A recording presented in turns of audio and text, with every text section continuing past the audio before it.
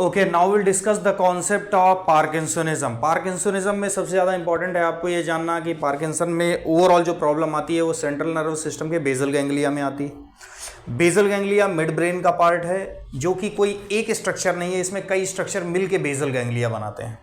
तो उनमें मेन जो प्रॉब्लम एग्जैक्टली जो आ रही है that is from the substantia nigra and corpus striatum. Substantia nigra and the corpus striatum are the two accessory part of the basal ganglia, जहां पे basically Parkinson में dopaminergic neuron का loss हो जाता है। अब the reason of the dopaminergic loss is still unknown, कोई एक क्लियर मैकेनिज्म नहीं है, but the main reason for the Parkinsonism is still considered as the dopaminergic loss of neuron at the basal ganglia, right? So in the basal ganglia, normally in the normal individual जो कि Parkinsonism नहीं है, देखिए this is substantia nigra, this is corpus striatum. So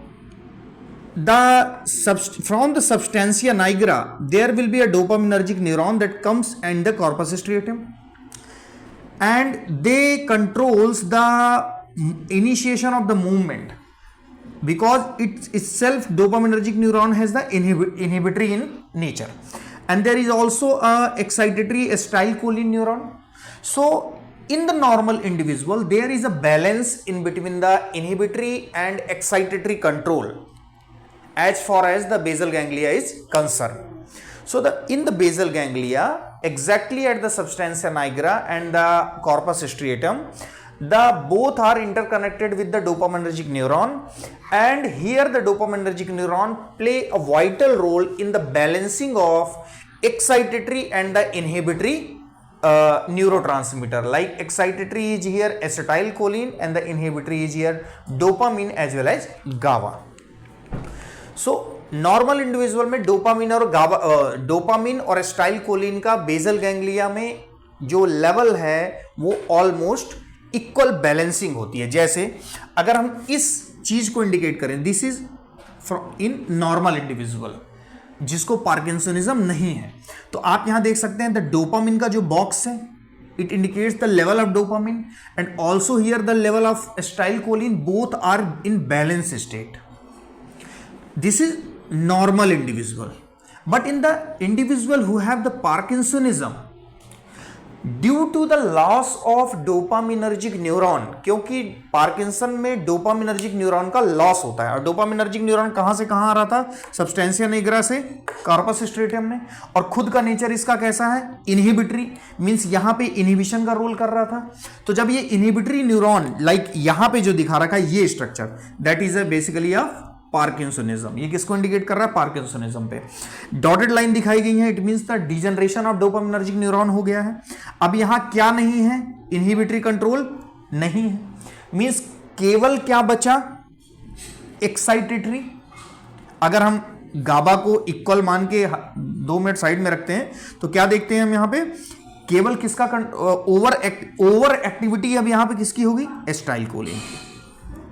Means in the case of Parkinsonism, due to the loss of dopaminergic neuron, क्या होगा, dopamine का level आपका कम हो जाएगा, और कंपनसेटरी, चूंकि डोपामिन का लेवल कम हो गया, ओवर एक्टिविटी ऑफ एसिटाइलकोलिन होगी.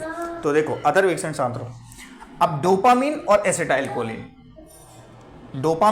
डोपामिन कम है, एसिटाइलकोलिन लेवल ज्यादा है, तो यहां पे आप इस तरह एरो भी दिखा सकते हैं ये, और यहां पे ये चीज ये बढ़ गई, right. So in the park, अभी हम आज केवल डेफिनेशन को पढ़ेंगे एग्जैक्टली. तो अगर हम ओवरऑल पार्किंसनिज्म में ट्रीटमेंट की बात करें तो पार्किंसनिज्म के ट्रीटमेंट में देखिए 2 तरीके की ड्रग आपको बहुत इंपॉर्टेंट है. एक तो जो किसी भी तरीके से ये आपकी प्रॉब्लम है, इसको आप पार्किंसनिज्म बोल रहे हैं, डोपामिन का लेवल कम हो गया, एसिटाइलकोलिन का बढ़ गया, तो if any how the goal of therapy, if you increase the level of dopamine in the brain or exactly in the basal ganglia or exactly in the between the substantia nigra and the corpus striatum, so if you will increase the level of dopamine, or if you will decrease the level of acetylcholine, you can treat the individual who have the Parkinsonism. So in the Parkinsonism as we know the dopamine का level कम हो रहा है, acetylcholine का ज्यादा हो रहा है, due to the dopamine is a inhibitory and also it is more importantly it is responsible, किस लिए रिस्पॉन्सिबल होता है कि इनिशिएशन ऑफ मूवमेंट को डिसाइड करता है डोपामिन। तो अगर डोपामिन का लेवल है अगर कम है तो इनिशिएशन ऑफ मूवमेंट जल्दी डिसाइड नहीं हो पाएगा, इसीलिए जब जल्दी डिसाइड नहीं हो पाएगा तो इनिशिएशन ऑफ मूवमेंट तो आप एक तो मूवमेंट जल्दी डिसाइड नहीं हो पा रहा है, प्लस किसका लेवल ज़्यादा है, एसिटाइलकोलिन का, जो कि चूंकि एसिटाइलकोलिन स्केलेटल मसल या स्मूथ मसल में कॉन्ट्रैक्शन करके ओवरऑल बॉडी टोन को क्या करेगा, बढ़ाएगा। तो पार्किंसनिज्म के सिम्टम में एक आएगा रिजिडिटी, दूसरा चूंकि स्केलेटल मसल के मसल एंड प्लेट पे क्या होंगे, वहां पे एसिटाइलकोलिन ट्रिमर को इंड्यूस करेगा। Mask like face means expression less face. Expression less face का मतलब है जैसे आपको कोई एक्सप्रेशन है, आप हंसते हैं, आप स्माइल करते हैं, या आपके जो फेशियल मसल्स हैं उनमें कुछ एक्टिविटी होती है तो वो सामने वाले को दिखती है। लेकिन चूंकि आप पार्किंसनिज्म में हैं, अब आपकी कोई एक्टिविटी होनी है, चूंकि आपका जो मूवमेंट है वो इनिशिएशन ऑफ द मूवमेंट आप डिसाइड नहीं कर पा रहे हैं, वो आपके कंट्रोल में नहीं है due to the loss of dopaminergic neuron. तो कई बार आप एक्सप्रेशन लेस फेस होगा, आप कंटिन्यूअस किसी को देखते रहेंगे, स्माइल नहीं कर पाएंगे जल्दी, आपकी विल तो है करने की, लेकिन आप उसको चूंकि जल्दी से डिसाइड करके आपको उसको सेंट्रल नर्वस सिस्टम नहीं कर पाएगा एग्जीक्यूट। तो उस समय कंडीशन में हम बोलेंगे चूंकि एक्सप्रेशन लेस फेस होगा, mask like face. Unstable gait का मतलब पोस्चर से है, मीन्स चूंकि आपकी बॉडी में एक स्पेसिफिक रिजिडिटी बनी रहेगी, आपका प्रॉपर इनिशिएशन ऑफ मूवमेंट नहीं हो पाएगा, तो आपका जो पोस्चर है वो ओवरऑल स्टेबल नहीं होगा, आप खुद से वॉक नहीं कर पाएंगे, कई बार आपको किसी सपोर्ट की जरूरत होगी। तो उस समय आप क्या बोलते हैं, आपका पोस्चर कैसा है, अनस्टेबल गेट। ब्रेडिकाइनेसिया, डिस्काइनेसिया। ब्रेडिकाइनेसिया मीन्स जो मूवमेंट है वो कैसा होगा, स्लो होगा। डिस्काइनेसिया मीन्स अनकंट्रोल्ड होगा, वो आपके कंट्रोल में नहीं होगा, क्योंकि साथ ही साथ क्या हो रहा है, आपको ट्रिमर भी हो रहा है। Akinesia in the chronic stage of parkinsonism कई बार टोटली रेस्ट्रिक्शन हो जाता है किसका, मूवमेंट का, आप जरा सा भी मूव नहीं कर पाते हैं। तो these are the symptom of parkinsonism like rigidity, tremor, mask like face, unstable gait. They are basically oriented from the increased level of acetylcholine, जबकि bradykinesia, dyskinesia, akinesia is more importantly related with the decrease level of dopamine. So parkinsonism के symptom की एक अलग बात है, parkinsonism किसको बोल रहे हैं ये आपका क्लियर है।